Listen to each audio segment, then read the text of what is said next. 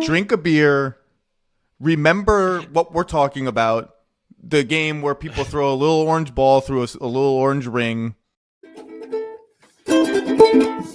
That's our music for today. If you're a Mavs fan, drink mini beers. Mini beers. Yeah. All the beers that you have. I guess you got a full day before work starts back up again. Yeah. Shout out to Nico for letting you have a day to go on a bender first. Jesus, yeah. I would like to see some productivity numbers in DFW tomorrow. Oh, no doubt. You want to lead this off in any other way? Look, I mean, I think everyone knows what this is going to be about. We're here on an emergency Sunday because Luka Doncic got traded to the Los Angeles Lakers in the middle of the night. And we all thought it was a prank, bro. I mean, I hesitated even saying something about it in our chat. Yeah, no, it looked like a leak. Let's also not forget that this managed to overshadow Kanye's yearly crazy rant and Beyonce launching a tour. And Musk getting access to the Treasury Department. You're right. And Elon Musk doing some real shady shit. Basically, yeah, handing the Democrats the thing in 4 years with his actions already. But that's a different podcast. This one, we are talking about the most incredible trade, the most baffling trade in sports history, potentially.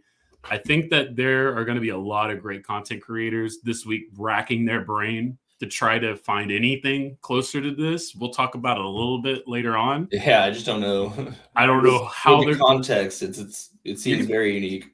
You're gonna have to Frankenstein a bunch of other things together to get close to this. This is completely unheard of. This is the most inconceivable trade that I think I've ever seen in my life be a real trade. And I think we've seen some pretty crazy shit. We've been hearing some bad trades out there, but this takes the cake. We've heard for weeks there's a trade war looming, and we just didn't realize it in the National Basketball Association. We did know we should have known. She's the big donor. Marion Adelson is like, you're going to start a trade war? I'm going to start a trade war, boss. Let's go. We wanted a trade surrender. God damn. All right, well, let me talk about the package and do the details here. I don't know that it matters a lot, but it is technically how we start these things. I mean, it's part of the whole thing is what the package is. So yeah. Well, I see. I agree and I disagree, and that's probably going to be my biggest disagreement with a lot of reactions. I don't think that the value of first-round picks is as high as everyone wants to make it out to be. At the same time, I don't know how you selling on your 25-year-old superstar. So we're just not going to... not just a 25-year-old superstar, like the 25-year-old superstar. And I'm willing to give the benefit of the doubt to the Mavericks on some of these things, but ultimately it's always going to lead right back to the same thing that I guess Russillo went viral for already, is it really doesn't matter what this guy does if he's producing, right? He's one of 4 guys to be all first team in his first 5 or first 6 years or whatever. I mean he was eligible for the craziest amount of money possible because he's the earliest anyone's ever been an All NBA player. He was on a trajectory to be one of the greatest we've ever seen. Still is, hopefully. But maybe the Mavericks are right. Team. We'll see, but yeah. Well, it feels feels like to me they did him a favor, and I don't know why. So yes, outside the money. So we'll get to that. Let me talk about it. So the Dallas Mavericks sent Luka Doncic, Maxi Kleber, who, funny enough, I did tell you all year, guys, they're gonna trade. They got to use the Maxi Kleber piece in a trade. They didn't let us down. Markieff Morris also moved there. Markieff Morris was a part of the championship Lakers bubble team, so I guess that also was easy money, easy guy that the Lakers want to keep for cheap as like a same role he had here in Dallas, where it's just big chilling vibes, captain business. On the other side of this, wait, they also sent a second, didn't they? They did also send a second, but I was going to get to that in a second. But that is what the Lakers got. That is what the new Los Angeles Lakers are. They are a weird team that does not feel like defensively they can hold their own at all. Play the exact same position, sort of, but yeah. I mean, I think LeBron can be adaptable, but yeah. But I do think the Lakers have to make some serious moves if they're trying to win the 2025 title. I mean, obviously they're thinking longer term, all of that. We'll get to the Lakers side of this eventually. But it is a funny team at this point. I will be honest with you. What the Mavericks get back: Anthony Davis, Max Christie, and a 2029 first-round pick that is unprotected as far as I'm aware. I don't think I've seen any rumors of a protection once, which I would hope. I would pray that there is no way that there is a protection placed upon this. Is that your tipping point on this trade? I mean, you gotta have Could you imagine? Could you imagine if that shit was protected? That's just like top 5 protected, top 2 protected. And so to make the transaction happen, Utah took on Jalen Hood-Schifino, who's been a complete waste of a pick, unfortunately, for the Lakers. He basically gets salary dumped there. Maybe they'll play him, maybe they won't. I mean, they're a bad team, so it's an opportunity. I think he's out for the year, though, potentially this year. I'm not sure if that was the Lakers out for the year or if he was out for the year actually injured. So we'll find out, I guess, now that he's on a new team. And then 2 second-round picks got sent to Utah to facilitate this, one from each squad, which is also fairly baffling in the trade. Again, I hear the logic of Anthony Davis, and I hear that people are on the wrong side. I put in the conspiracy thought of the only reason the Jazz are involved is so it's less likely to be looked at by the league. Well, no. I mean, honestly, you almost always have to have a third team to make anything happen in this new CBA. So I think they just were the lucky team. Part of this, as Nico mentioned in his press conference, was that Rob Pelinka basically very, very well kept this hid. And essentially, I'm assuming they just called Danny Ainge at some point, and it's Danny Ainge. I mean, if there's anybody who's used to this kind of maniacal trade, Danny Ainge is like, wait, what am I going to be a part of? Oh yeah. Call that in. I'm gonna need a first round pick from both of y'all. Call that in. Yeah, second. Sorry, second, whatever. So I do think that is an incredible trade, but I don't care enough about the return, I guess, because it's so unfathomable to have played this game of chicken with Luka in the first place, in my mind, that I don't think there's ever a world where you get that much better. Maybe you can add some pick swaps. Maybe you take the other available Laker pick, but you're still sort of talking about just barely a better asset. I mean, I hear it, but ultimately you're going to get Anthony Davis. You're going to get him at the 4 position. He has been healthier than he's been in a very long time, very consistently. This last injury is just a fucking abdominal injury. It ain't even something real. He could have played through that shit, no problem. In fact, how real was it knowing there's a trade coming through? When you specifically list conditioning as a question mark about the guy you're shipping off and you're getting someone who's older. But it's not the conditioning with Anthony Davis, it's the health. It's a different problem. Yeah, but then you would argue the Mavericks have done a bad job with health this year since they've lost their guys, so it is tough. Exactly. It's one of those things where every way you might try to spin it, they've already kind of stepped their foot in it. I still want to say, if you just take everything out, you take Luka away, you take the Mavericks away, Anthony Davis, Kyrie Irving, and what they have right now is not a bad basketball team and not a bad future. At the same time, it's not the worst future in immediate. It's a short-term future. Yeah, it is a short-term. It's incredibly short. It's very short. It's essentially I would use the word future loosely on that one. It's essentially mortgaging the future, and Nico admitted this, for the next 3 to 4 years. Essentially, they have to win. The question there is: he's mortgaging the future for a decade plus. Are you saving enough money on that to make that actually worth it? And that's the question. So it's tough. That's really part of it. Let's give a little more backstory before we get into the more opinionated parts of this, because I understand there's a lot of ways to feel about this. Nico confirmed that he did not shop Luka for the most part today. It appears as if there was another team that was rumored at some point in this conversation. Heavily, people rumored that it was Milwaukee, but we really don't know what that was. Again, Nico said that it was just the Lakers and that they were very communicative and they were very happy with Rob Pelinka for keeping it quiet. That was what came out of his mouth not 30 minutes ago from this moment right here. So as soon as we found out about the trade, we all don't believe it. We're all like, how? Why? None of this makes sense. Did Luka go? Did he press the button? And then the propaganda starts hitting. And I'm going to call it propaganda because we know factually that this is put out there to make us feel a certain type of Well, way. Who? whatever connotations people have with the word propaganda, it is. Yeah. By definition, that's what this is. This is. It's not always incredible. bad, but It's just hard to tell whose propaganda it is. I think that's the difficult part because the early reports are they're calling him fat, you know what I mean? Or, they're saying he's out of shape. They don't like his conditioning. There's a report that he was almost 270, right? Or was at 270. There's a defensive issue with him that's always been a problem. No one mentioned the personality stuff, but we all know that's a part of this. The way he acts on court has to be a part of this. The radio station, The Fan, and I don't know if this was someone that called in because I saw this on Twitter, but they alleged that there was some people that think he's an alcoholic.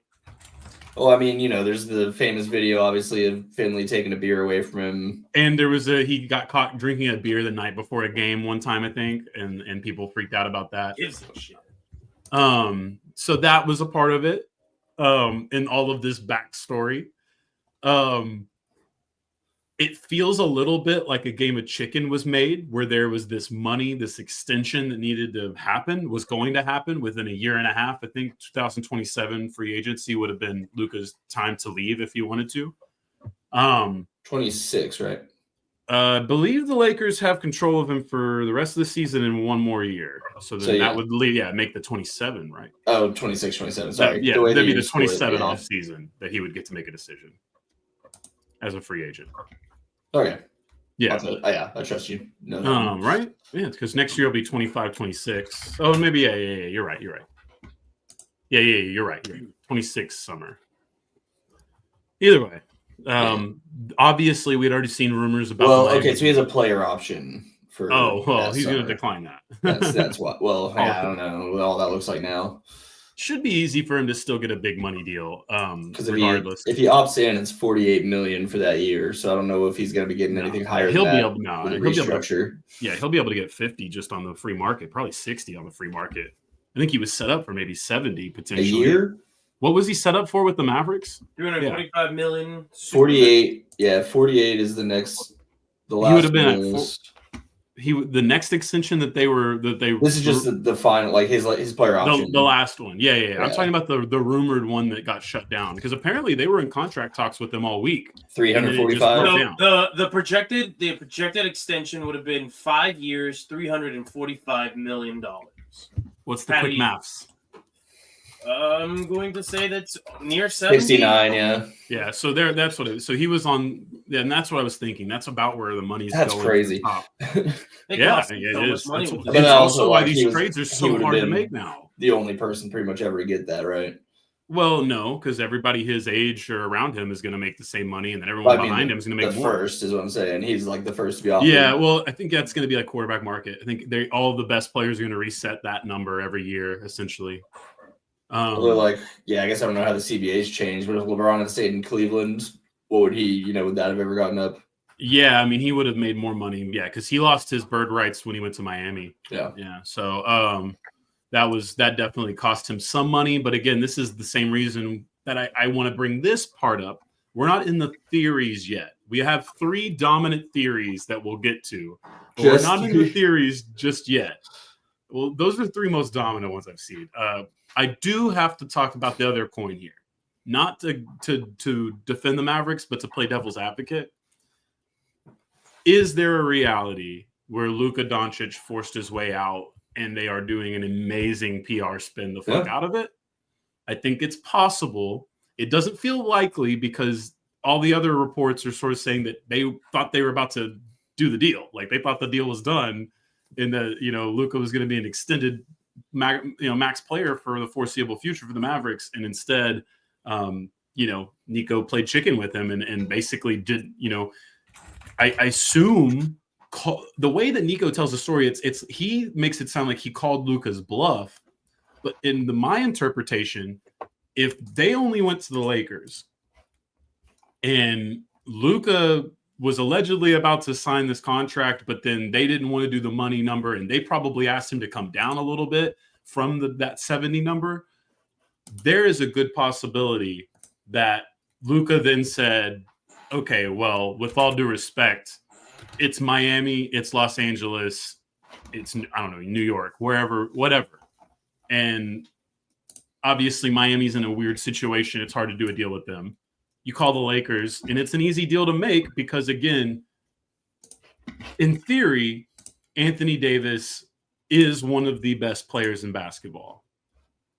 And if you are following the theory that Luka is unreliable and that Luka's not healthy enough, then taking the risk on Anthony Davis really shouldn't seem that crazy because it's almost similar things. Now, Luka's been much more durable, but obviously with AD being healthy, with you having a great roster around them and you having a lead guard like Kyrie Irving, I could see it work, especially because the Mavericks are, again, putting Anthony Davis back in his natural position, his preferred position, and they're anchoring him with two quality bigs.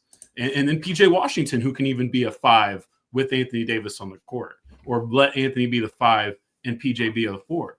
So I do see where the Mavericks, from a basketball standpoint, can compete and maybe even fuck around and be around the title thing at this end of the season. At the same time, there's also shades of everything has a best case scenario. Yeah, That's and there's the best also case. shades of Anthony doesn't stay healthy this season. Kyrie starts to be like, what the fuck? And then Kyrie stuff happens again. And Kyrie and Clay both wanted to be here for Luka, That's what I mean. So there is the fallout angle, right? However, I think with Jason Kidd, I think with Anthony Davis, I think with Kyrie Irving, I think with the age of the roster, I think there's enough us against the world here for them to succeed right now. However, that doesn't change the fact that this team is going to be the most disliked team by a fan base ever. Again, they could win the championship, and I'm not sure if Mavericks fans would even care. I really don't know. I really don't know how this would go. I don't think they would. Which is funny because most everyone would trade anybody for even one. And I think that idea is the most incredible of all of this. Yeah, because here's the thing: like the organization spit in the face of the fans with this. Yeah, loyalty never fades away. My ass. Whew. Loyalty's gone. It's dead. I mean, good thing Dirk went and took that NBC job, right? Or Amazon or whoever hired him. Whatever. Dirk can wash his hands of this too. Yeah, he tweeted out his little sad emoji last night. Still no Cuban response, right? I haven't seen one as of before we started. Anything. Yeah, I mean, I'm sure he's shocked. Going back to your devil's advocate point here, everything that you mentioned, right? Like from the basketball standpoint, even with all that, I still don't think that they have anybody on that roster that puts them over the top in this current team, in the current structure of the NBA.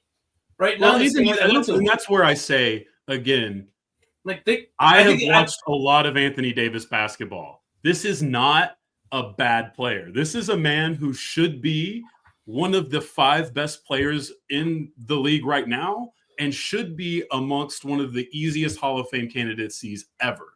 And he should in that sentence of yours. I agree with that. But he has lived up to a lot of it. When he was by himself in New Orleans, he was putting up the greatest numbers we've ever seen a player put up. When he got to LA, shit got weird, but they did a really good job of building the team around him. They won the title. He got injured the next 2 seasons. Shit went downhill. He got better. The team did not. And now we've sort of lost Anthony Davis in this shake of great players because the Lakers have drastically underperformed. And he and LeBron have taken a lot of the blame, some of that fair. And all of that being said, I still understand that's not enough to move on from Luka Doncic. I just want you to understand that there is a part of this where Anthony Davis is such a talented player. This is a part that makes this trade so fascinating to me because you shouldn't be upset about getting Anthony Davis. It's crazy. It's the wildest trade ever. There's only a couple people that could do that. Let me speak on that as the man saying here. In any other instance, right? You bring Anthony Davis, but you still have Luka. You're excited. You're like, holy shit! This is a freak of nature at the 4 or 5 spot. We can play inside, outside. He's defensive. He could just change your defense.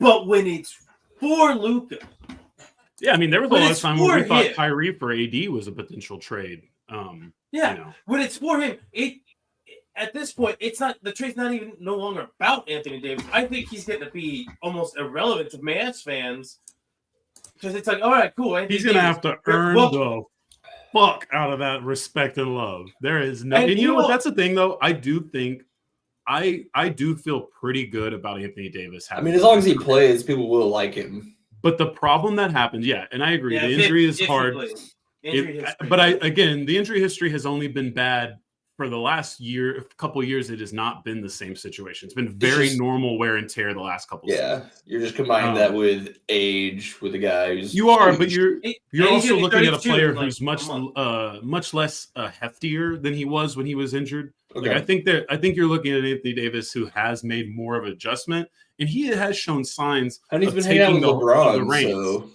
Well, yeah, and he's learned how to DH properly, I'm sure. And this is the other thing. He also learned how to deal with an incredibly tough job. And this is why I think for the Lakers, it is a little risky. I think that the risk the Lakers are taking won't be talked about enough because why would you? Of course, this is the easiest trade in the world. But they are going to have to quickly prove to Luka that they have a plan for post-LeBron. They're going to have to find, and it's not the end of the deal. They obviously. I heard this exact thing about Haralabob, about Nico, Jason Kidd. Everyone's got to convince Luka. But it doesn't matter because they can just trade him whenever the hell they want. So, but you do, because again, you traded him, and the reason that you're supposed to be getting a discount is because he's a free agent to be. Yeah. And a lot of logic says that someone like Luka, who does not care about being an American, let's make that very clear. And it's not on any Trump bullshit or anything like that. He just clearly comes here to play basketball and takes his happy ass back to Slovenia as soon as he can. And that's the way he wants to live. And I'm sure once he retires, he'll take his ass to Slovenia and he'll never come back. Unless it's certain things, right? I'm very confident we know enough about this kid, his consistency in that department. It feels very confident to say. So LA is such a simple, easy life, right? That's perfect. It's the dream for everybody. But why not Miami then? Why not New York? It's very easy for LA to be replaced in Luka's mind. And I don't think his loyalty to LA will be anything greater than I am the face of the Lakers. I was obsessed with Kobe. I live in LA when I'm here. Obviously, I know what the Lakers are. Yeah, I know what the Lakers are. I'm not denying that. But I think that he can still look at the Lakers, say, hey, this has not been run all that well. They've done well. They've fallen upwards. But they did get me, so they've fallen upwards. They've done a great job at that. And LeBron, remember, can opt out of his contract and essentially give Lakers not free money because they can't just give us max salary away because of LeBron's contract going away. It's not how the cap works.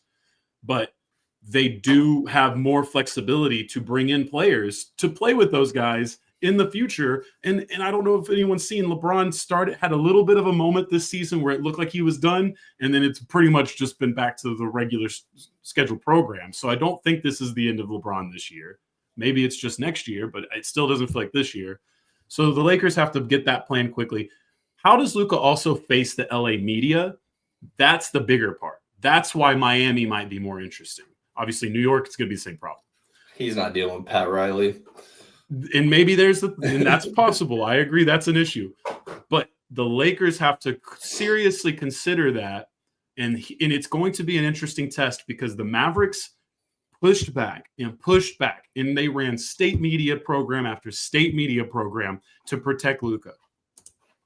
And that was the way things were. And really only Tim McMahon has ever been too controversial in that media pool, right?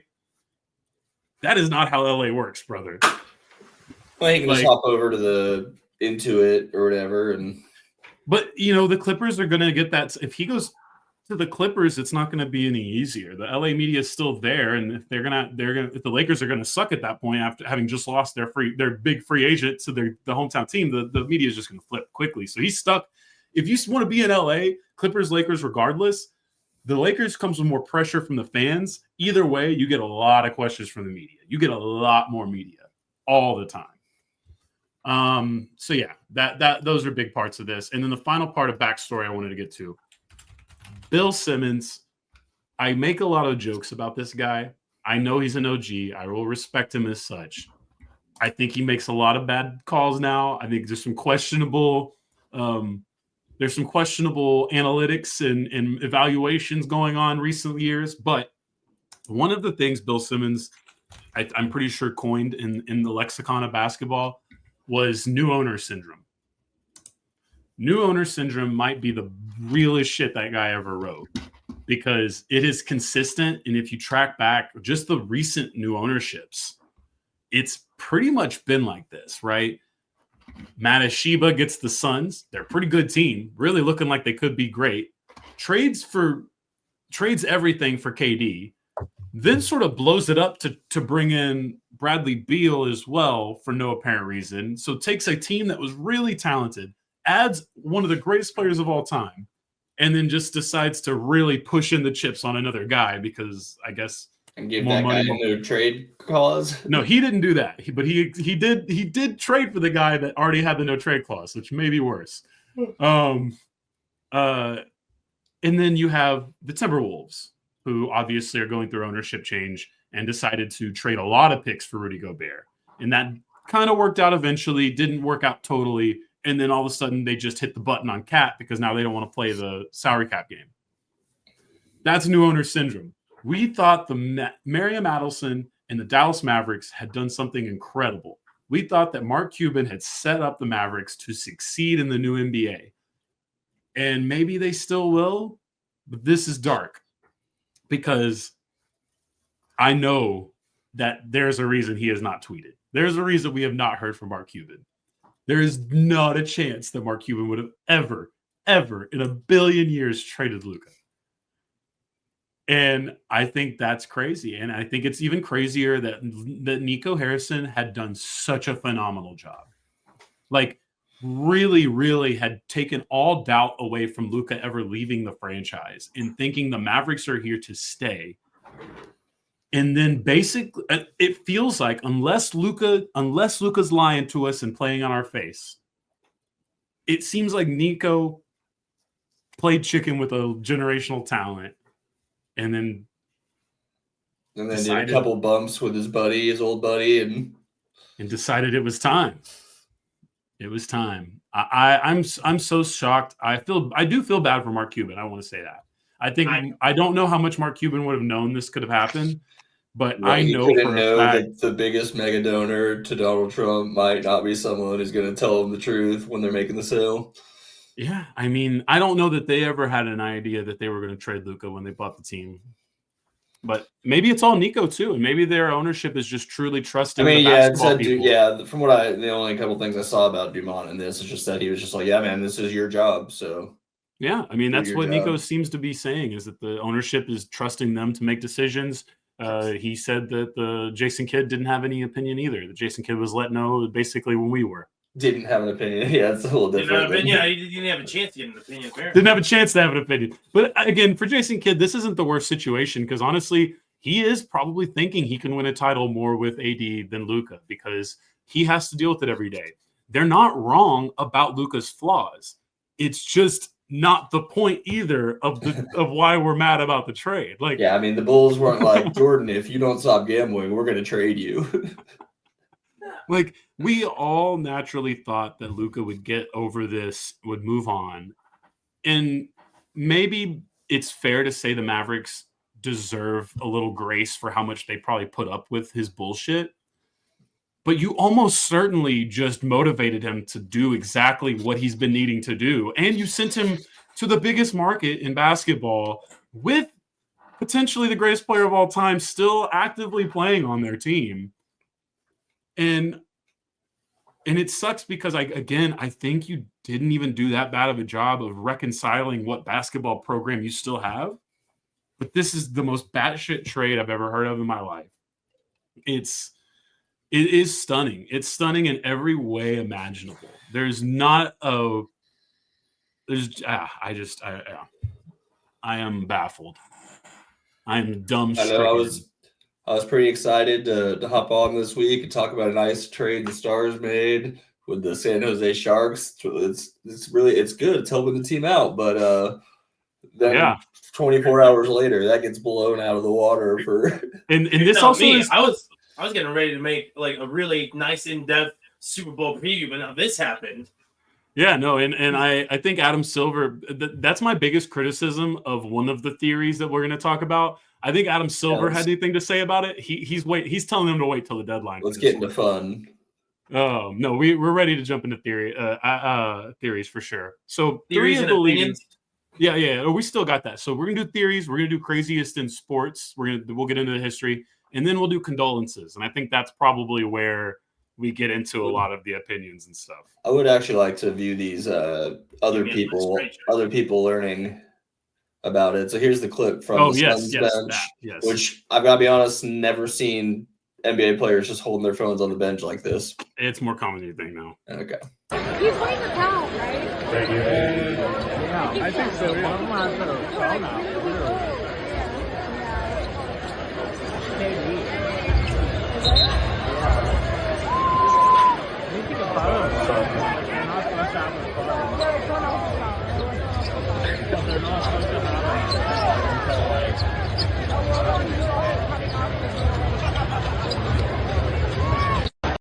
It was at that moment that young KD realized that he'll never be able to beat the Le GM.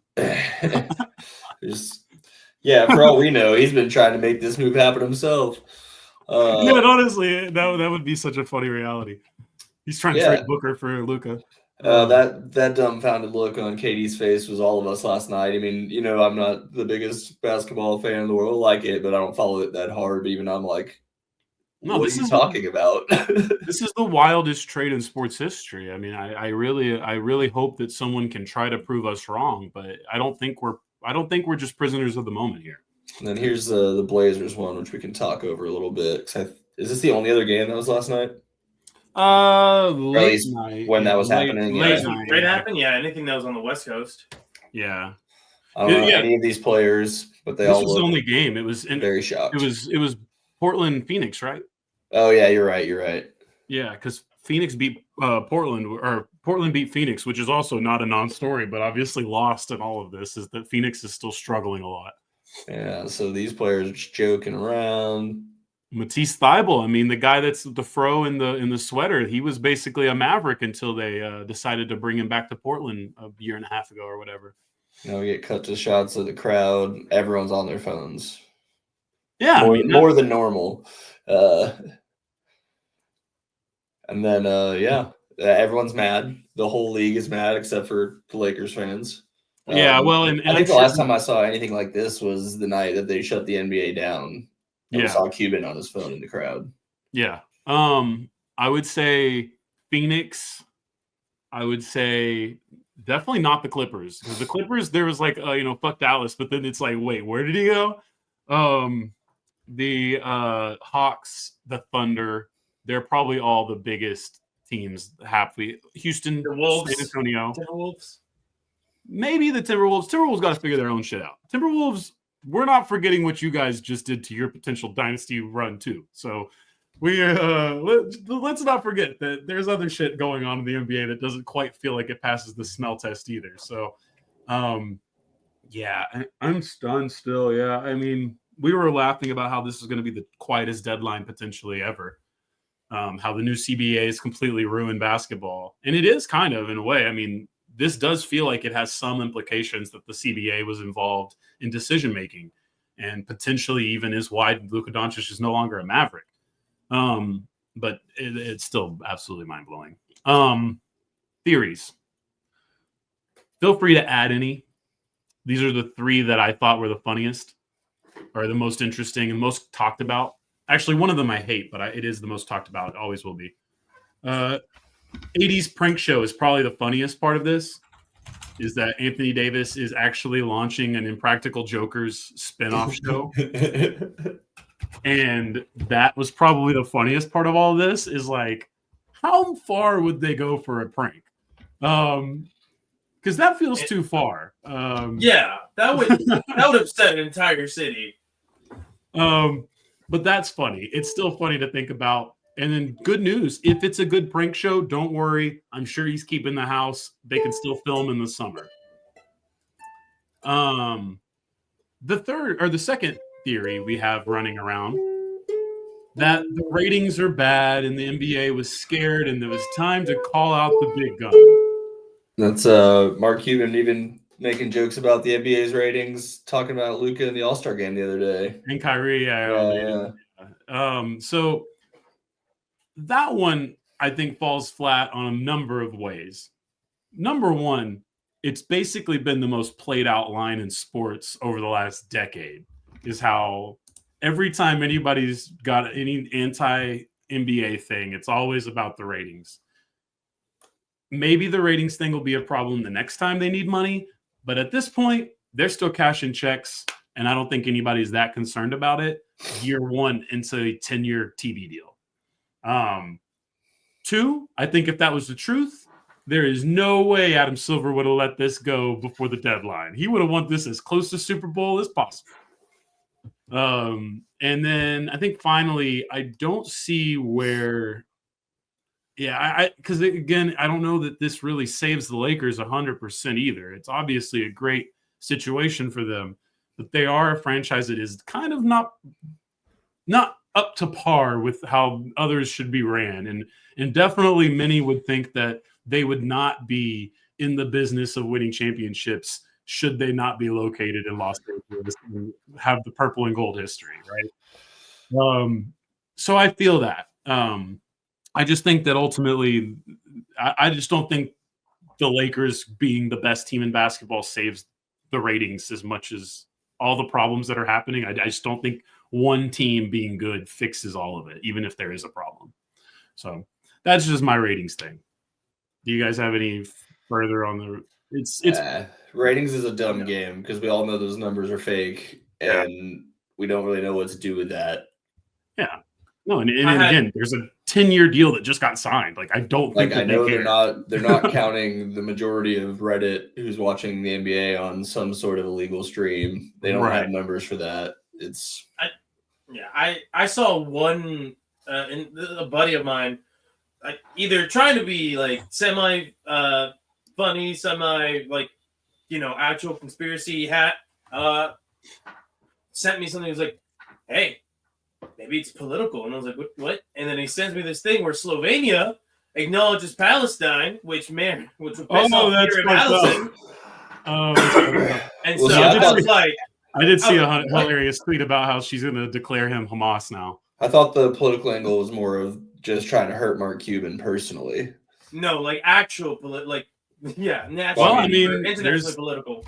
That wouldn't be the first time it's happened in Luka's career. Allegedly, he's not a king because Slovenia and Serbia have beef.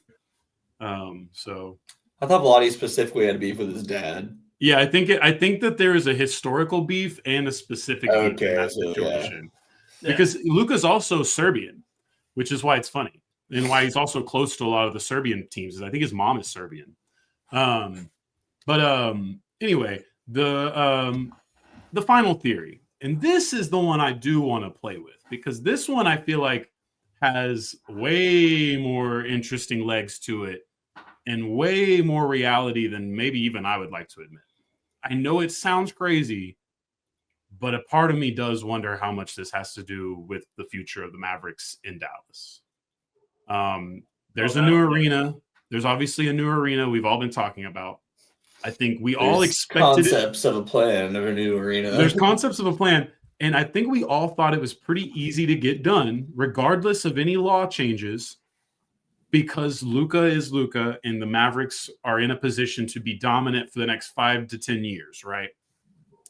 I don't know how you sell the Dallas taxpayers on a brand new arena with a stunt like this. And I know that sounds crazy, but I do think what'll be at the time like 36-year-old Anthony Davis. 35 Kyrie, 36 Anthony Davis or some shit like that. Yeah, and you would basically be starting a rebuild, you're right, by the time that this new arena is even built. There is part of me that also wants to admit that we all thought, and I'm sure the Adelsons are still working very hard on it, that there was a possibility. What we're learning is this has become a lot more difficult than they anticipated. I don't know why they thought it wasn't going to be. I think they severely underestimated how little motivation their own people have to do what they want to do. And I know it sounds crazy, but if you follow Texas politics, first of all, I'm sorry, it's not fun. Second of all, these MAGA ass Republicans have so much bullshit they're trying to do with the dominance they have that they are not at all. Every time I hear any of them asked about gambling, they basically look at you like they never heard that situation before their life, because they want school vouchers. They want to gut this. They want to gut, all the fucking party bullshit. You got a flood thing, a drought that's real. You have massive metropolitan areas that need more pools of water, and a bunch of NIMBY people, which is the not in my backyard people, that don't want to sell their property and flood their property for city of Dallas to have water, right? That is a real issue, and that's a bipartisan issue. This is a bipartisan issue with gambling. However, it is not motivating MAGA Republicans, especially the ones that are more religiously sound, or just the voters. And you also have to remember they're trying to strip every single ability to get any sort of abortion or abortion-like thing in this state. That is specifically verbatim what these people say. They have no interest in gambling. They have no motivation in gambling. They are hell-bent on taking other rights away from us instead of adding money. Instead of adding money. And like I said, they have a real issue with the water thing. And that is bipartisan, and that is hard as fuck to solve. And so all the attention is focused on those three things, on top of the fact that Louisiana, Oklahoma, not trying to have this shit happen, not trying to have gambling in Texas whatsoever. So I'm sure there's plenty of money in opposition coming from just to our neighbors. Yeah. I don't know how New Mexico feels about it. I think they are allowed gaming in New Mexico. I just don't know how big, if they have it. Yeah, so they do have casinos in New Mexico, but it's like the problem in New Mexico is it's too far for most Texans. But none of them are doing actual Louisiana and Oklahoma are manageable for most Texans. But no one's doing like real sports gambling in any of these states, are they? Not sure where Louisiana for sure. But we're not going to talk about just sports gambling. I think they would open the door for everything. Well, I know, but that would be the point of having the arena, to make it a book. And I hear that, and it's not bad business. I'm for it. But what I'm telling you is that this state is ran by a bunch of MAGA Republicans who were voted in by rural people, and they don't give a goddamn how we're living in the cities or how we do our basketball teams or whatnot. Like they're on other missions, and whether we like it or not, that's the reality. So I think the Adelsons do have to come to the realization. We at least used to get them to propose useless legislation to bring Texas and A&M back on the football field. Yeah. Oh, did you see that the actors are trying to get TV films and stuff set here? Yeah. Wow. There's a coalition of Matthew McConaughey and all the actors that are quiet Republicans from Texas, like Woody Harrelson and Dennis Quaid. They're all doing and Owen Wilson. They're all doing their little pitch to get Texas to make movies and shit. But anyway, there's a lot of initiatives. Gambling does not feel like it's at all on the radar. And so I think for them to actually be needing a new arena soon, this does feel a little bit like what happened to Seattle. But it seems weird. It just seems wild to me that they wouldn't have just found a way to get in on an expansion team instead. That seems way easier. Yeah, it does, but it's also working into the theory that the NBA doesn't want to necessarily expand, which is possible. I still pause because I just don't see what the benefit of losing the Mavericks is. Dallas is a massive market. I don't see it. I don't think that the Cowboys overshadow that much. Obviously, especially not. Aren't they currently setting attendance records? The Mavs? Yeah. Well, not anymore, but yeah, I'm sure they were. It won't be anytime soon. Yeah, up to last night. Yeah. I mean, doing really well at least. Well, that was what Evan Grant, popular baseball writer for the Texas Rangers, he was talking about this and said it well. He was like, "Look, the Cowboys will always be number one, but there is a revolving slot at 2, and if you hold on to it, you really have a really good base of power." Yep. And I love that the Rangers are now in a lot of effing people here, Yes, and the Rangers and I do genuinely believe that the Rangers are the one team in this entire DFW area that gets the most love from most walks of life, because either people don't give a shit about baseball enough to have another team, or they, you know what I mean, or they're just like, they're very easy to adapt, they're very easy to adopt and to be a fan of, and baseball is very easy to go to, all that stuff. I think it just makes them easy. The Mavs are so close, and basketball is something that we'll get to it in condolences, but I am very selfishly grieving this, and I'm not a Mavs fan, but I am frustrated in many ways. And to pick up back on your point, like I thought about it too, the theory, because I was waiting to see if you were going to say it at the end.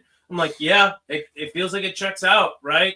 You trade, like, if you follow just kind of how it goes, you take the star of the team that the entire city has just claimed as their own. You're like, we lost Jerk and we transitioned to you, like, in the same year, right? You're like, this is our new guy. We love this guy. Y'all this forced guy Dirk loves to play another year. He definitely shouldn't have played just to do it, you know? Yeah. And like, we love this guy. This guy loves us. Like, sure, he goes back to Slovenia, but he wants to be here. We haven't heard anything. I mean, we've heard like theories like, oh, well, maybe he wants to do this, maybe he wants to do that, but it never came out of his mouth. So the Mavs, and it still appears, if you believe the reporting, that he never wanted to leave. Yeah, he never wanted to leave.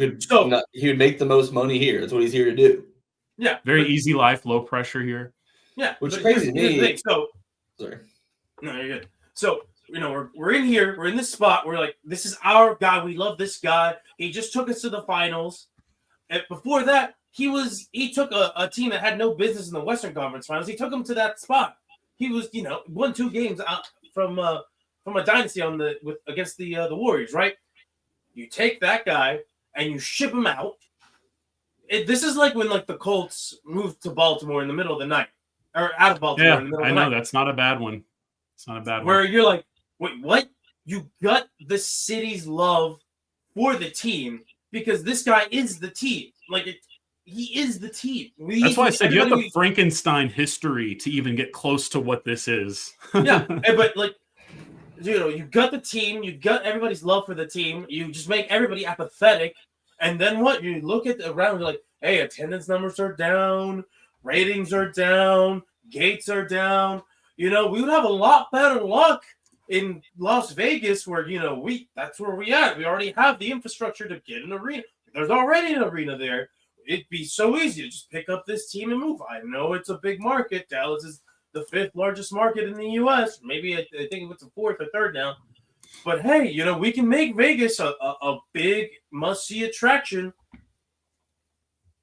Right there. They just, this is like the first domino to fall in terms of just, if they are to move the team to Vegas eventually down the road, this is the first domino that they need to toss down. I mean, it just leaves the door more open than it was prior, for sure, where it felt like almost an impossibility, even though some people had already rumored that before. I think it felt like a complete impossibility.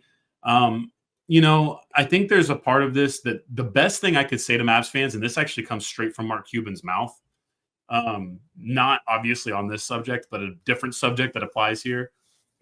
The owners, when the money is right and when the time is right, they will be happy to collect the expansion fee.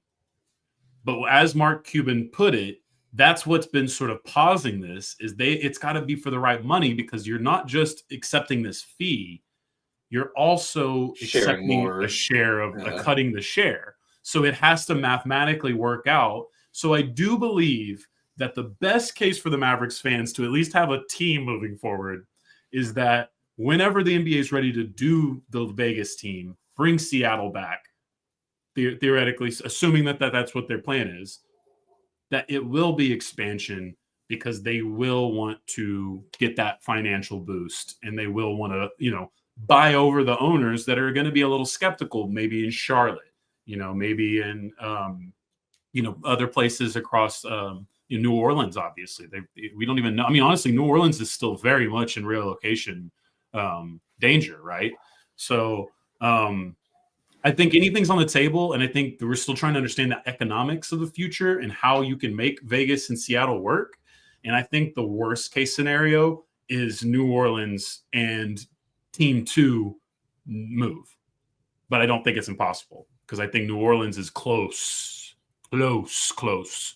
And all it takes is just one more team after that to sort of make this all happen. So, I mean, Dallas, Houston, San Antonio, New Orleans are all really close together, and they probably Oklahoma City also in that don't need to be for the NBA. Yeah, and honestly, though, I will argue if we can keep all of these teams, let's get them all in the same fucking division moving forward. I'm into that as well. Oklahoma City does not need to be in Seattle's place in the Northwest, but I get it. You couldn't really do much with it when that happened. When we said Tampa Bay in the NFC Central. Yeah. I've got a couple of smaller theories to present before we just hop off theories entirely. Yeah, go for it. There's obviously the Jerry Jones just paid Nico to do this. Yeah, I think that one would work better, but national coverage of the Cowboys, super negative place. A lot of the base level fans, super negative. A lot of the people who have been riding this out, kind of just neutral. Yeah, so I don't know. Yeah, I don't know how much that would matter, but I like the theory nonetheless. Then of course you got to talk about the Nike Basketball Association. Yeah, you do. Which is something you've brought out before, that the league is either ran by players or by shoe companies. Well, I mean, AAU is. Why isn't this, right? Yeah. And most specifically in this case, you've got Nico Harrison, who is into something at Nike, who had a relationship with Rob Pelinka, and I'm sure who knows how many other players back in that time. Because Pelinka was Kobe's agent at the time, right? Correct. Yeah. So that buddy obviously points everyone towards the collusion talk. Yeah, and again, I'm fine with the Mavs fans telling themselves anything they want to hear. Non-Mavs fans, you guys probably just need to go ahead and not worry as much about the Laker angle of this, because it's also just comes down to superstar is going to be a free agent. He probably wants to play in one of these markets anyway. Maybe not forces his way there to try it out early before he has to actually make a decision. That's not the first time we've ever seen that. It won't be the last time. Again, I understand though. I don't think that anyone non-Laker fan being upset, non-Laker fan, I don't even know if it's being upset. A Laker thing as much as just this is my Nike buddy and this is how we make decisions around here. Well, and we've seen CAA literally build the Knicks out with all of their players. Yeah, we have seen Clutch go away from this a little bit. Clutch did do that a lot with the Lakers initially when LeBron got there. They had to build the brand, get some market share. Well, and it's now they're just so damn big. It's like there's so many Clutch clients across the league now. So that's really just all it is there is always a part of that to these teams. I guess those are my two more fun theories. Yeah, I mean. Yeah, I feel bad for the people who are going to have to try to rationalize this. For me, it doesn't feel that hard to rationalize. It just feels incredible that Nico Harrison had the brass balls to do this. He basically just said we weren't going to pay him. Yeah, I mean, you just said we think you're a fat, lazy slob. We're not paying you. Thank you for the rest of all that you've done for us. I saw somebody, I don't know who it was just being aggregated, probably on Reddit again, just someone who's like, you're going to say that Luka's too fat when the best player in the league no, yeah, I mean, is in Denver. And then someone's like, whoa, why is he just catching strays? You're calling him fat just because they traded Luka? Yes, unfortunately, in this situation, that is true. Jokes. So how do we compare this? We love to compare things in sports to other things in sports. How do we compare this in sports? This one's a little tough. Mookie Betts, I think, is fair. I'm not as big into the baseball thing, but that was pretty crazy even from my vantage point when they traded Mookie Betts. It was wild. It does feel like maybe a closer to even return, and also just the individual value of what one player can do in baseball, especially if it's not a starting pitcher or something, is just so much less. Yeah. So, but that's about as close. I mean, yeah, I think a lot of people bring up the Babe Ruth being traded for cash. That's tough. But yeah, but at the time that wasn't in the stupid era. But at the time it wasn't that crazy. I mean, it wasn't approved, but it wasn't this. I think you could say Gretzky being sold to Los Angeles was also kind of like that. That's fair for the Edmonton franchise, and haven't really come back from it. So I agree with they that. still exist, which is pretty nuts. A lot of people thought kind of the same thing with the Mavs. they were like, well, if he's gone, there's no more professional hockey in effing Edmonton. No, yeah, I mean that is the hardest thing I think for this new chapter in Mavericks history for the guys who actually have to suit up and play, is that you do have to really play under the most apathy that potentially any franchise has ever had to play under. But yeah, I think for most of at least the worst trades, whenever I was trying to figure out what the worst trades were, it's all so far in post that we think they were that bad, like Bill Russell being traded or whatever. Like at the time, well, and that one has to have historical context, because that one we almost are certain that racism played a part in that. Yeah, but I just mean as far as like what the team's got and everything, what ended up happening with that. Same with the Babe Ruth one again. Like we didn't know Babe Ruth, the greatest back in player of all time when you traded him. So Babe Ruth is similar, obviously. I don't know enough history with baseball. Did Babe Ruth catch any weird allegations or did he catch any racism, any slight? Nothing. I mean, I'm sure, but nothing that was so bad that you know about it, like Ty Cobb or whoever else, where it's like when you're known for being a racist in the 30s and 40s. Yeah, well, I just meant anybody, because like I thought he also had something. Yeah, I thought there was some weird stuff with him and his ethnicity and questions about that people there's definitely people who are not sure if he might not have some kind of Dominican or something else going on. Yeah. That wasn't, I mean, yeah, it seems obvious there, but all we ever see is black and white, so it is difficult for us. He's just an odd. Yeah, he was an odd-looking fellow, so it didn't look like he was any of one thing going on. When you go to that far history, though, you have all those stupid things. That there's a lot of conjecture a wife about that wants to have a play. There's conjecture about older baseball players who might have been black getting in because they said they were Cuban or whatever. So who knows? Yeah, I mean. That's the reality, and like I said, in that case, I happen to be fairly confident to know that St. Louis was too south for Bill Russell, and he would not play for them. Which is crazy that Boston sort of worked, but no, and Boston is a funny one. But Red Auerbach, that's why Red Auerbach is so beloved, is because he was. Here we go. I didn't consider this trade to compare to. When the U.S. traded the guy Lord of War was based on for a WNBA player who smoked weed in Russia. I'm sending that to Payman right now. He's going to love that. Ricky Williams, maybe. I mean, that was a wild trade, but like that, not the same. Again, there's nothing that really compares, so I'm just throwing out the craziest ones I remember. Herschel Walker's up there, but Herschel Walker's crazy because it didn't even make any sense at the time. Like, what? I don't know, but different trade entirely. I don't know. Oh my God, there's a casket at the fucking statue of Dirk right now. Let's go, Mavs fans. Send a message. Yeah, the Addisons they're going to be so hurt by all that stuff at that building. They probably don't ever go to. Man, fuck the Addisons. Nico has to pay for this one, so fuck it. Make him as uncomfortable to go to the arena as possible. Where'd you see that? I just got a text from it. I didn't see a picture of it yet, so maybe just casket. Dirk. Just casket Dirk. Sorry, Dirk. That's dark to type in, but I think it'll pull it up. I'm sure it's on Twitter at this point. But I didn't get text the tweet. I just got text that was a thing. I don't know if my friends are there now. I don't know if Doug got a wild hair up his ass and decided to go riot too.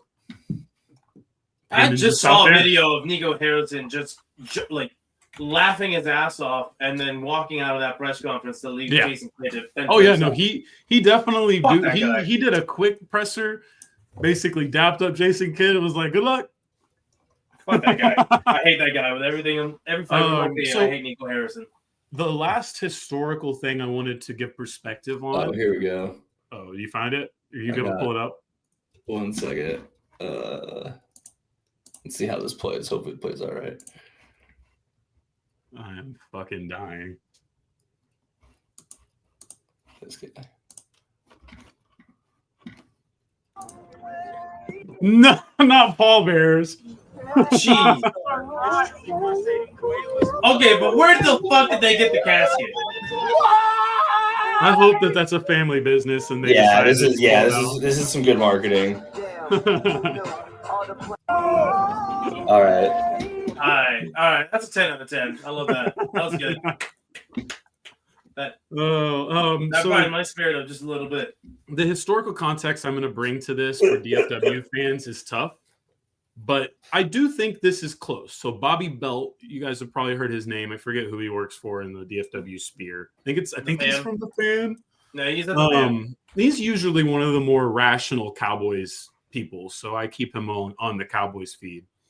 Bobby Belt was talking about how this probably felt similar to Landry's firing. Sorry, I just Googled him and one of his tweets popped up that says, Michael Finley better at least have the decency to give him his beer back on the way out the door. Facts. Yeah, that video. Oh, my God. Oh, that video has got to be the craziest thing I've ever seen now. Because the way Luka just looks at him, like, what, bro? So I do find it interesting. Is this the closest that we've come to the Landry firing for DFW fans? Because we have to remember, it's very difficult for our generation or younger to care about Landry. I get that.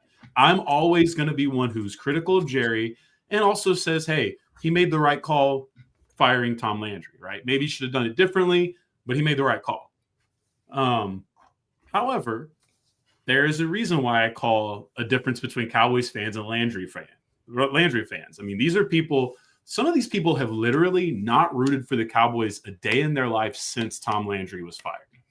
That's how much he meant to these people, which arguably wasn't an awful decision. It was bad at the beginning. It was an awful take for the first 6 years of that. And then after that, great take. I mean, honestly, I don't know, maybe because I was just so young at the time, but I remember being pretty damn surprised when Steve Nash got traded. Sure. Or, yeah, he signed elsewhere, I think, in that case. I thought they traded him. I think it was a free agency thing with that one. The Suns had been in on him because they drafted him. But yeah, so it was wild.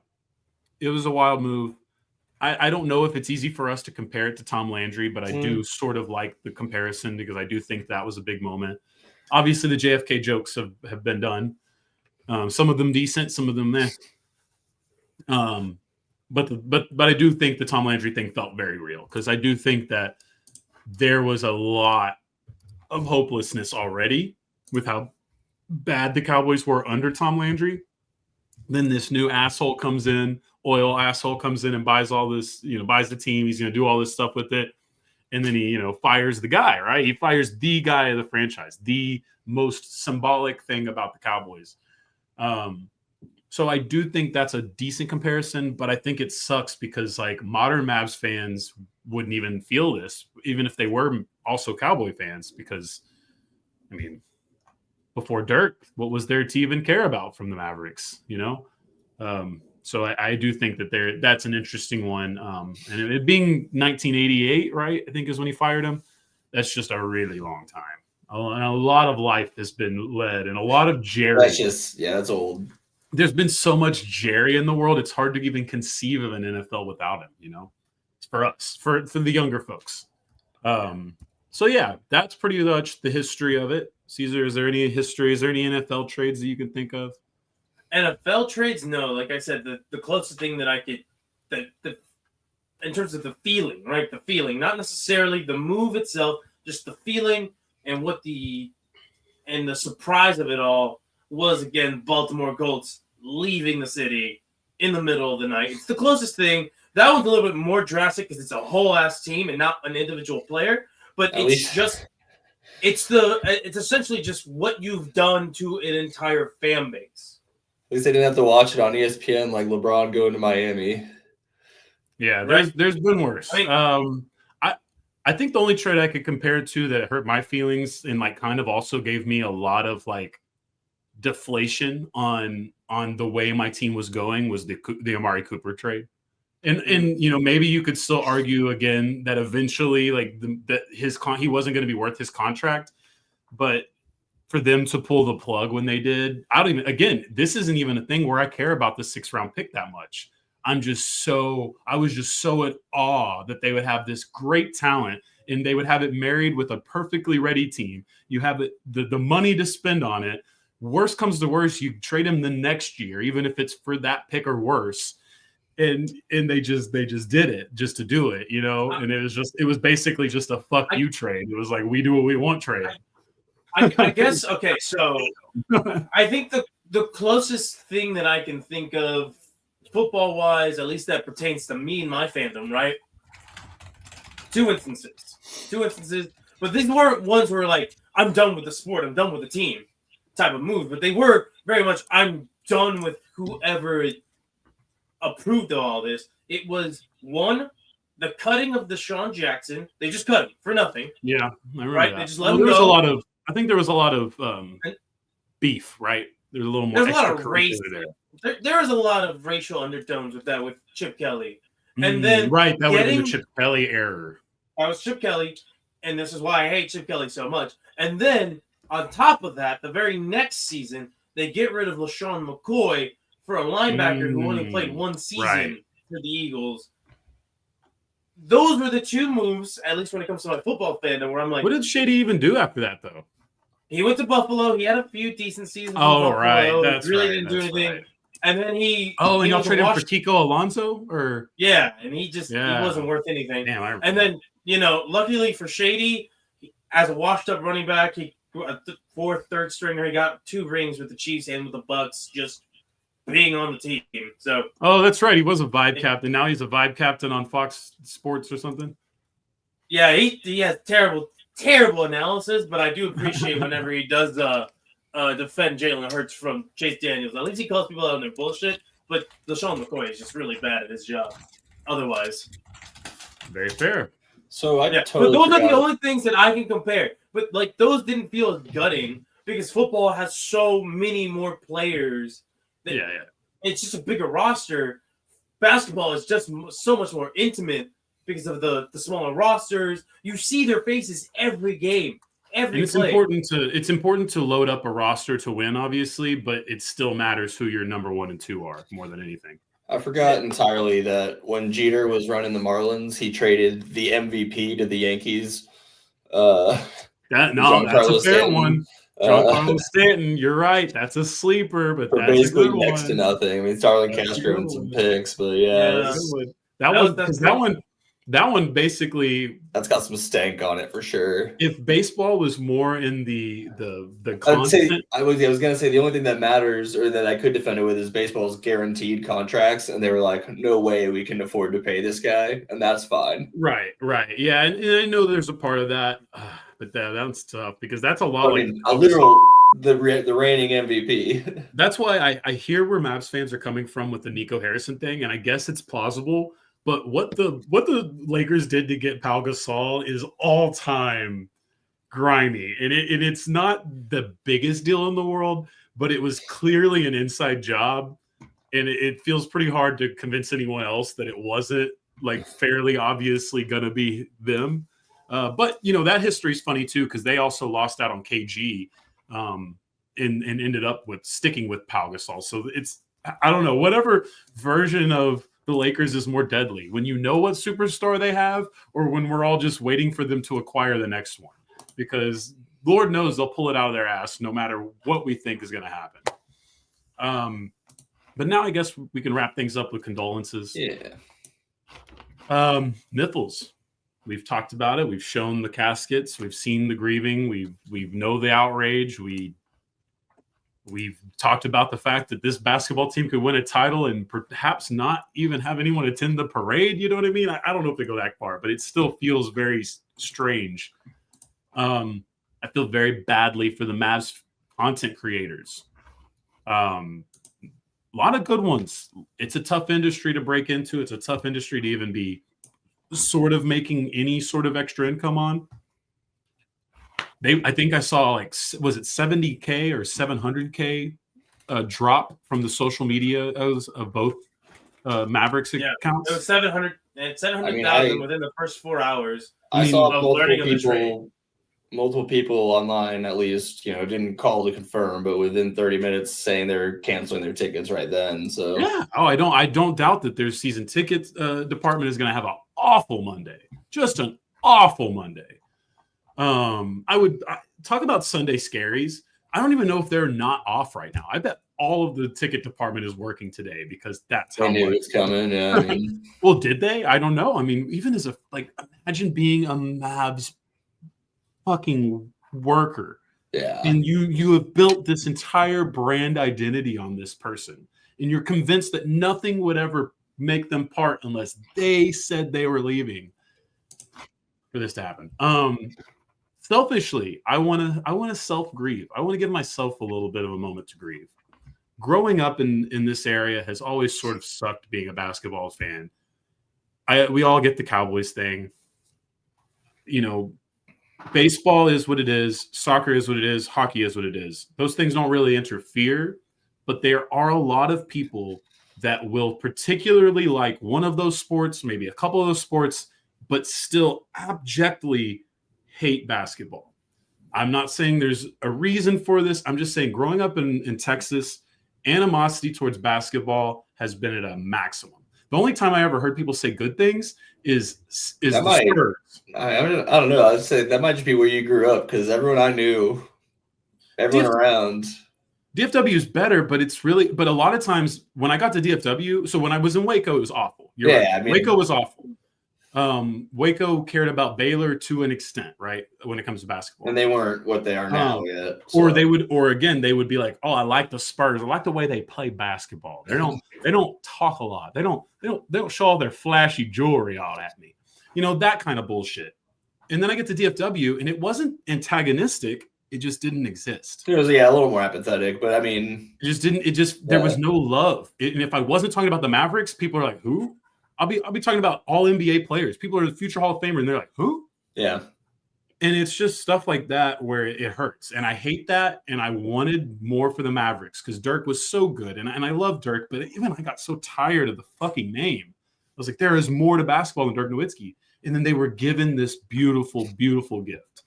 And I think it pisses me off because I knew about Luka very, very well before a year out before he was ever close to being a Maverick. I was very excited for him. While my roommates were thinking of worlds where Mo Bamba or Dennis Smith Jr. were leading the Mavericks to championships, I was like, dude, this fucking Slovenian kid might be the answer. And I don't know who's going after him, but I advise a lot of teams start getting interested. Mo Bamba, who was waived today. Yeah, who was waived today. Involved in a funnier trade earlier yesterday. And then I was stunned. We get this draft pick. A lot of people are just, again, in my opinion, they don't know enough about the world of basketball, so they have no clue what they're getting with Luka. I get, for the first year of Luka's career, I probably went to 10, 15 games, cheap as fuck, sitting on the bottom tier. I was at the first preseason game for this young man. I've got the shirt in the room now. It's got to be a collectible because he was awful in the first game shooting. There was a lot of bad, but you could just see it. He was bigger than everybody. He was looking at the basketball court in a way that rookies just don't look at a basketball court. And I was like, holy shit, they got the guy. And then he was even better than I imagined. So the first year gets off to this awful start. You get a lot of the old heads. You get a lot of just back and forth. It doesn't look good. They move a lot of those guys out. Things get better by then. And then the next season, he's a fucking all-NBA player, right? First time a sophomore's ever been, and maybe will be the only time unless Wemby does it this year, which I guess is probably pretty likely, but we'll see. He gets the All-NBA nod, and you're like, wow, the Mavericks have just stumbled into the greatest European players since Dirk, right? And kind of European. Is it? No, it's Eastern European, right? Yeah, my only holdup was going to be Jokic or Giannis, but... Well, for the moment that Luka was drafted, drafted, Giannis had just became who he was, and we didn't really know what Nikola was. That's fair. So there's still a little bit of that we just didn't know. And you're seeing Luka's; he's all over the buildings. Instead of the Cowboys stuff, it's Luka, Luka, Luka. All the dogs are being named Luka. All the kids are being named Luka. And I'm finally getting to see basketball culture, even though it's cringy Mavs version, thriving in my city. Yeah, it's Texas Rangers Mavs culture. And then even crazier, the Mavs trade for probably one of my favorite players of all time in Kyrie Irving. Like one of the players that I will absolutely force my children to watch endless amounts of tape of. and someone I don't care, good or bad, Kyrie Irving is always going to be one of my favorite players. That right there, that's him. That's him denying the round earth. Look, there's gonna be some clips I show them when they're older. Not as bad as that UFC guy, but keep going.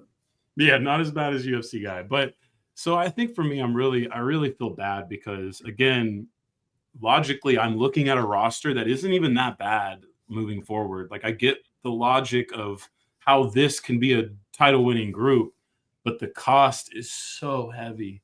The cost is so heavy that if you don't win a title, I just there's nothing that redeems it.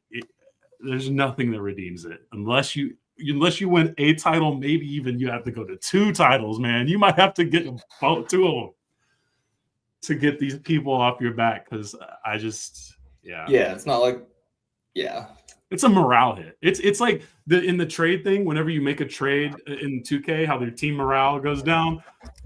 Mavs team morale. Can't imagine what that room looks like. And again, there is the angle of us against the world. Every athlete loves us against the world. That's their favorite thing to tell themselves, even if it's LeBron James and it's like, is it you against the world? But it's okay because that's what you tell yourself. That's fine. That is what athletes do. So I know that they'll respond well. I am so interested. When do they play today and what's the game? 1 sec. I can probably pull it pretty quickly here. So Mavericks are already they're already playing right now. They're getting stopped. Oh, God. They have the Cavs tonight. They have the Cavs today. You have one of the best teams coming, or they're here in Cleveland. Yeah. They go play one of the best teams in the league, and this is when you make the move. They started Prosper. Shout out to Omax. Well, guys, I'm stunned. I am absolutely flabbergasted. I just don't know. Yeah, I don't know how to sell hope to this. I feel so bad for Mavericks fans because the reality is I could sell you a lot more hope on the Cowboys and the Mavericks right now, and that's fucked up. That's so fucked up, man. That's not where you want to be. That's not where you want to be right now. That's not where we thought this team was.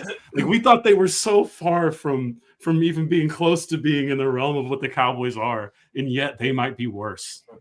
The time will tell. I don't know, Nico, for your safety. I hope not, but well, Caesar, do you have any parting thoughts here? Do I have parting thoughts, sir? Yeah. Do I have something to say? Are you asking me? Not been on Elise this entire episode. Well, do I have some fucking thoughts? Let's go. Let's fucking get it over with, right? Listen. Nico Harrison. This is directly towards you, and then this is for the rest of the Mavs organization. You have killed the spirit of basketball in this city with this fucking move. All right, you absolutely gutted it. We had this once in a lifetime type of talent come into the city after having another one in Dirk. You don't get that. You don't. All the NBA teams, there's 30 NBA teams. How many can say in their history that they had these types of players?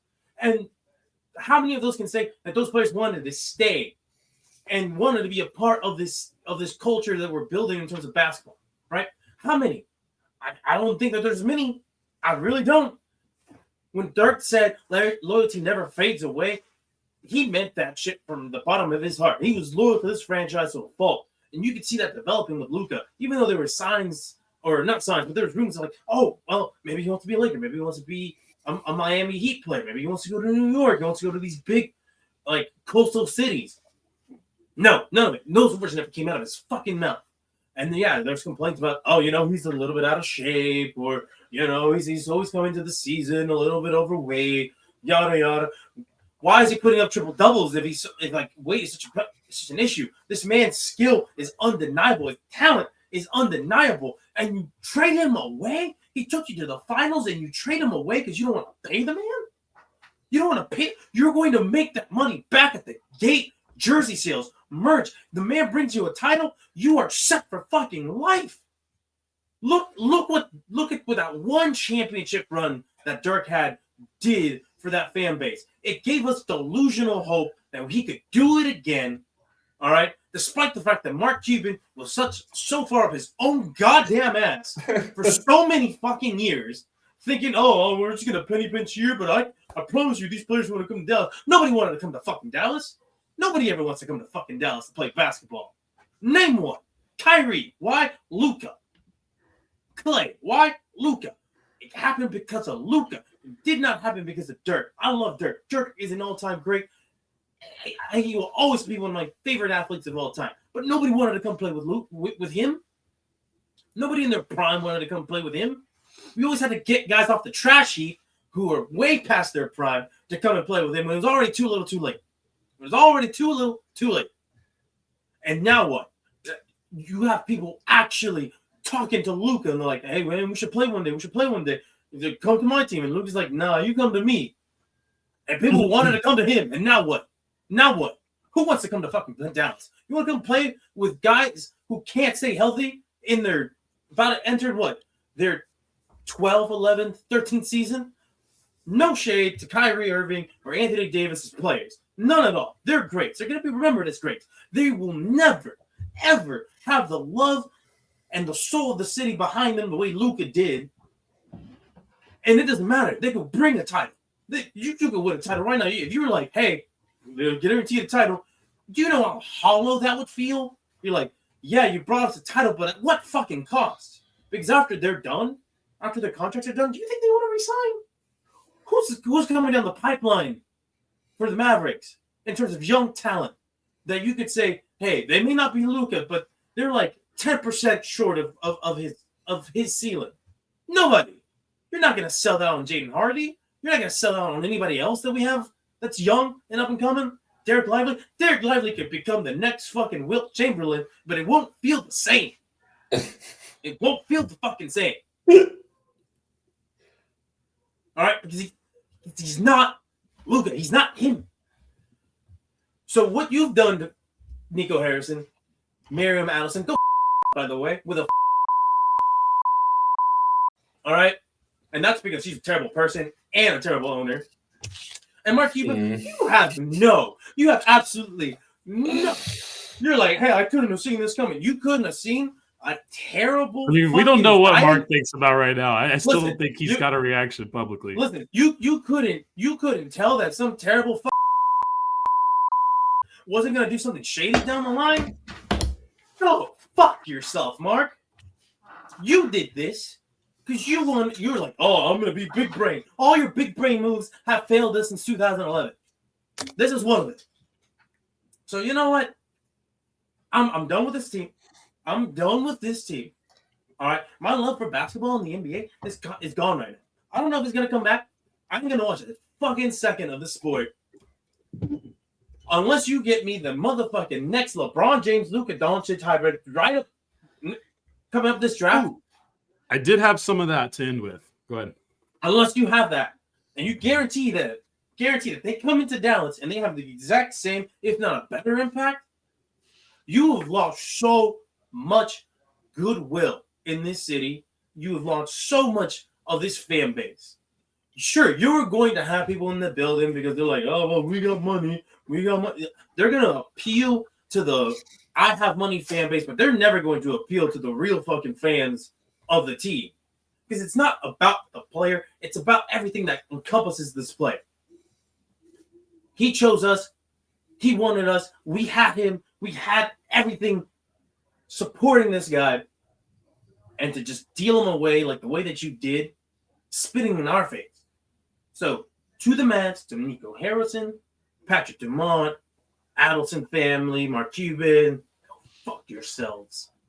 I'm done. Agree. Done. I don't know about Mark yet, but I do feel you. Association. I propose this to all Mavericks fans. The media market is better than before. The ownership has money. Here is my conversation. It's time to start acting like the Lakers to another team. Okay, now you can't necessarily do it to the Lakers, can't necessarily do it to the Knicks. Okay, that's fine. But you know who does have a Dallas native on their team who's having a breakout year and is modeled directly after Luka Doncic? Mr. Cade Cunningham with the Detroit Pistons. So now it's time to do reverse Uno. It's time to Photoshop Cade into the jerseys. Let's bring him home. He's going to save the Dallas Mavericks. He's going to save Mavericks basketball. The son of Luka Doncic coming to salvage the team that so unjustly traded his father. That's what we're doing. Arlington native, Cade Cunningham, next superstar. We're going to force it. That's what you guys have to do. You have to start manifesting like the Lakers. I need Photoshops. I need piss poor trade pitches. I need all of it because that's how you manifest to your team. I firmly believe that now. We laugh and we talk about how stupid Laker edits are and trade requests, but they work. So we have to model this now here in Dallas. We have to start going after Cade Cunningham today. Even if it takes 3 or 4 years, we go after him starting today. So you're saying you got to keep the powder dry? Is that what Mark Cuban used to say? You gotta plot. Well, I think that'll probably wrap up this emergency episode. We'll watch this one more time just because it's fun. Let's go.